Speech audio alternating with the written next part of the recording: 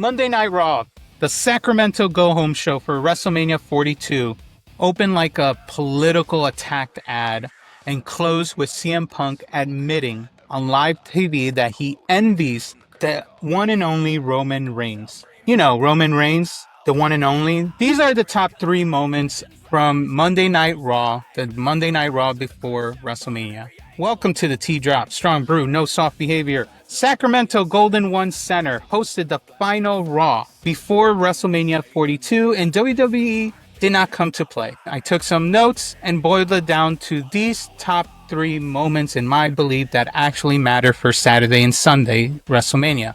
We're going to be talking Punk and Reigns, Rollins and Gunther, and Brock and Oba Femi. So let's get to it. Number 3 on the list is the biggest story of the night. And WWE did something interesting. They bookend the entire show with it. They did a cold open and they did the main event with it. So let me walk you through it. Raw doesn't open with its usual wrestlers walking into the stadium with sometimes pyro or whatever. It opens like a political freaking attack ad. Roman Reigns in a dark room shoots a light campaign commercial accusing Punk of lying and trying to revise history. In his words, the WWE universe knows how it went down and says Punk is a hypocrite. Then he rolls the receipts through videos, clips of Punk running his mouth about Pat McAfee, then clips of McAfee's response from SmackDown Friday night. Roman comes back on camera and says, and this is probably the most important line from him this night, "It's embarrassing. I like Pat, but never before has a punter ran his mouth to me." Roman Reigns, he does that kill shot. Nobody believes in you. Punk, it's not 2012 anymore. Roman tells Punk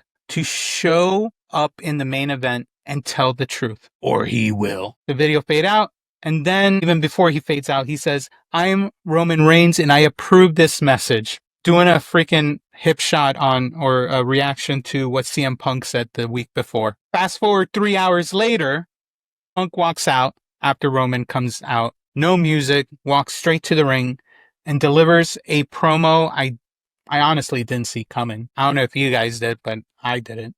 I didn't expect it. He said, "I hate you. I hate you because I envy you. This is all I ever wanted. The only dream I had in my heart since I was a kid. And it was it to you." And he's referring to the main event. He admits it on live television. Then he says, "I hate that you were champion for 1,316 days, because after some self-reflection, I know how hard you worked to be that great," which is true. You got to acknowledge that.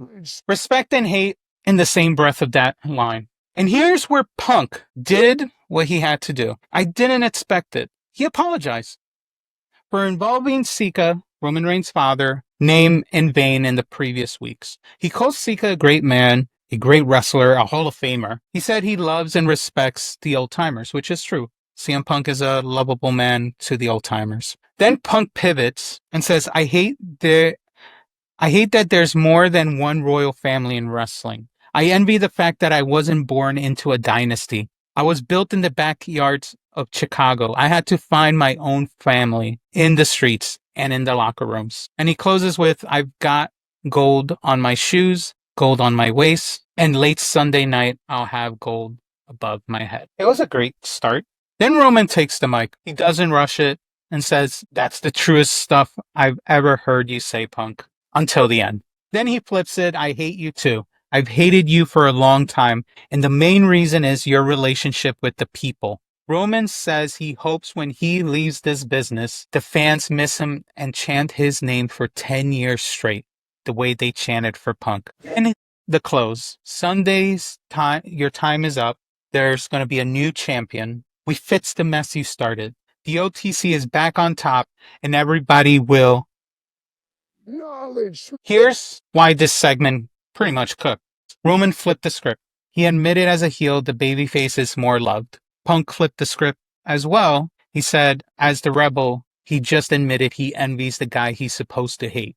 Both men told some truths that night, and that's what made this segment work for the most part. It all follows through the 3 R's of Nick Khan. This clip that they did is gonna give them the ratings they want. It's gonna move the merch they want for WrestleMania weekend, and it gives probably the best Mania story we have going into the weekend. It's a match plus story, which many people were just hoping for the rest of the card. So real quick in the chat, drop a 1 in the comments if you're rolling with Roman this weekend, or give me a 2 if you're rolling with Punk. Who you think's gonna win this one? Let me know in the chat. Now for moment number 2. Moment number 2, and this one flips everything you thought you knew about who's the hunter and who's the hunted going into Allegiant Stadium, at least in my opinion.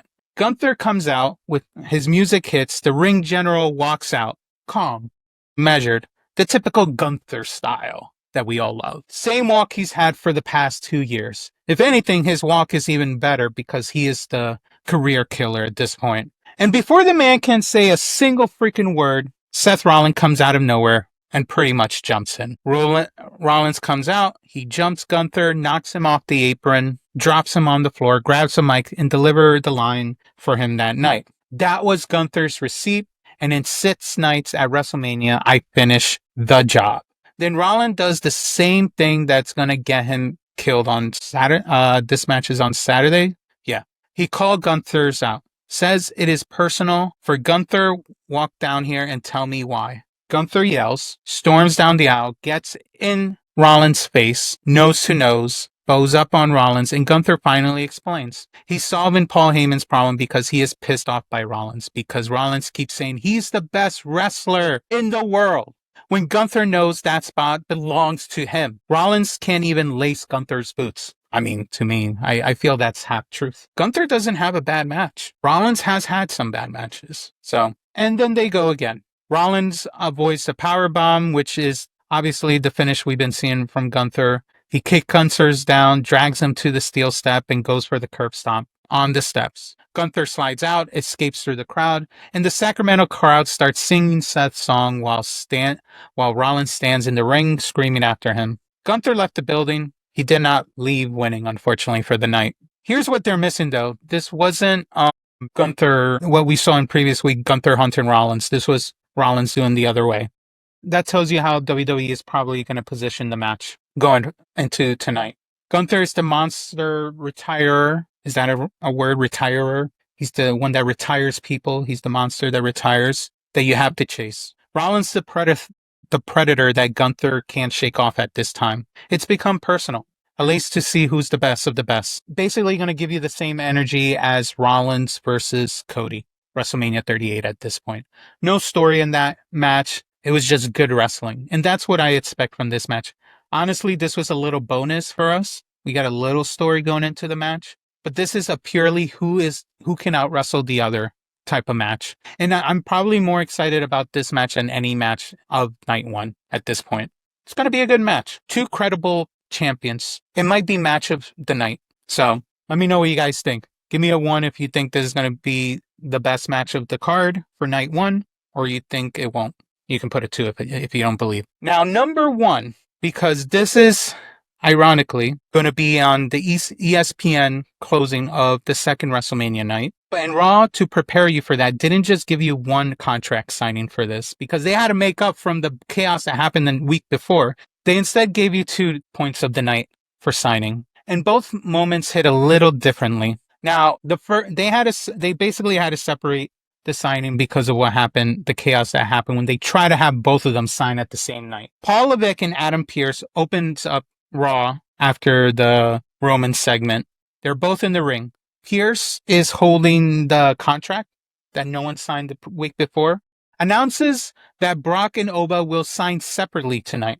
Then Heyman waddles, as typical Heyman fashion. He waddles down the stage with Brock Lesnar, introduces himself, all the crap. My name's Paul Heyman, whatever. And he says they're signing separately because it's WrestleMania fight week. Nobody needs to get close to Brock Lesnar. Brock walks out, whatever, signs the contract on the way in, hypes the crowd, beast mode. He's already in beast mode. Then Heyman grabs the mic and delivers the line. The contract might as well be, I wonder if I can say this on YouTube, might as well be a a Nigerian elimination warrant, instead of saying the word that I really want to say, with one man's name written across it. But right before he continued, Brock takes the mic and says, after this weekend, you all won't know Oba's name. Hands it back to Heyman. Heyman finishes his job.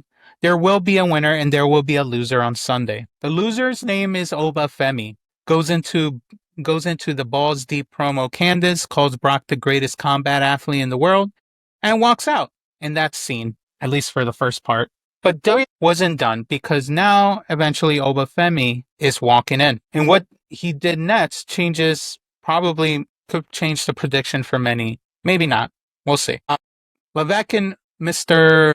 Pierce come back to the ring and after a few segments throughout the night. Oba Femi, in typical Femi fashion, struts down the ramp wearing his best, I'm going to say at this time because it's Vegas season, is the best nightclub gear that he has going. I don't hate it. It's just a different look. The man is selling movie star level before the match even starts. Fans chant his name. He signs, no theatrics, signs, gets his stuff done. But then eventually Heyman comes out. He's at the ramp by the gorilla position, and he cuts a promo. Probably one of the best promos so far this year from him. He says he's never seen somebody come across as the biggest star in the business as fast as Oba Femi. Calls him the most violent man to enter WWE since Brock Lesnar. Sucks, because Braun Breaker, he said that to kind of about Braun Breaker a few weeks ago, or months ago. He says he's the fastest rising star to top since Brock Lesnar. He's the most impressive combat athlete since Brock Lesnar. He gave him a few comparisons. And then he does typical Paul Heyman fashion. He does a little knife twist. Heyman says, but on Sunday, everything Oba built will come crashing down in Suplex City with an F5. Oba gets conquered, but no shame. Oba is the real main event.